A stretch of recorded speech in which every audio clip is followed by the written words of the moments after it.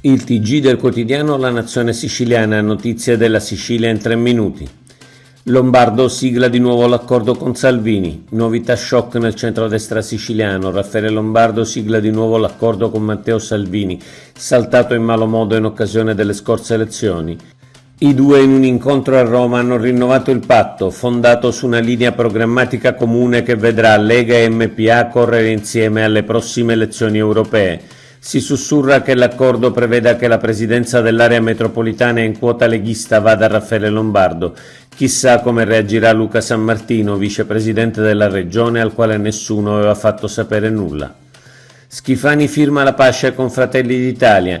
Pace fatta tra Schifani e Fratelli d'Italia. Il presidente della regione si è recato al convegno del partito della Meloni a Brucoli e ha lanciato segnali di pace visibilmente contraccambiati. Schifani dà il via libera al progetto del capogruppo di Fratelli d'Italia Giorgio Assenza per l'approvazione delle domande in sanatoria, allora presentate ai comuni relativi alle case costruite tra il 1976 e il 1985, e consente anche l'abbinamento delle provinciali con le europee, ricevendo in cambio il via libera all'approvazione della legge.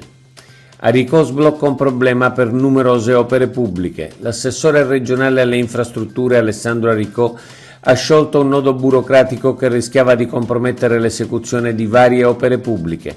Con una circolare ha chiarito che anche i prezzi delle prestazioni non incluse nel preziario unico regionale vanno adeguati agli aumenti di mercato. L'intervento si è reso necessario perché vi sono state molte controversie fra stazioni appaltanti e imprese a causa di un'interpretazione che escludeva dall'obbligo di adeguamento quelle voci non incluse espressamente nei preziari. Molto positiva la reazione dell'ANCE, Associazione dei Costruttori. Il CGA blocca gli espropri facili per l'eolico. Il CGA ha ribaltato una sentenza del TAR sostenendo che i terreni per installare pale eoliche vanno acquistati a prezzi di mercato. La Regione aveva bocciato i progetti di Enel Green su 2 impianti nel Trapanese in quanto quest'ultima non possedeva la proprietà dei terreni. Enel aveva replicato che una legge nazionale consente l'esproprio e il TAR le aveva dato ragione. La Regione ha presentato appello e il CGA ha bocciato la decisione del TAR. 10 nuovi piani per l'assetto idrogeologico. Diventano definitivi 10 piani per l'assetto idrogeologico in Sicilia.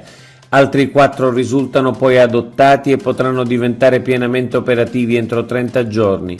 Con l'approvazione dei piani, che coinvolgono complessivamente 18 comuni siciliani, la Regione dota il territorio di un importante strumento di pianificazione dei diversi bacini.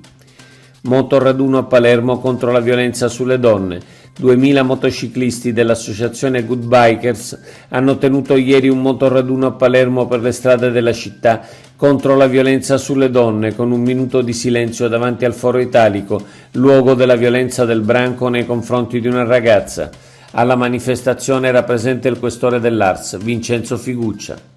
Oggi è tutto. Per l'informazione del quotidiano La Nazione Siciliana approfondisci su www.lanazionesiciliana.eu.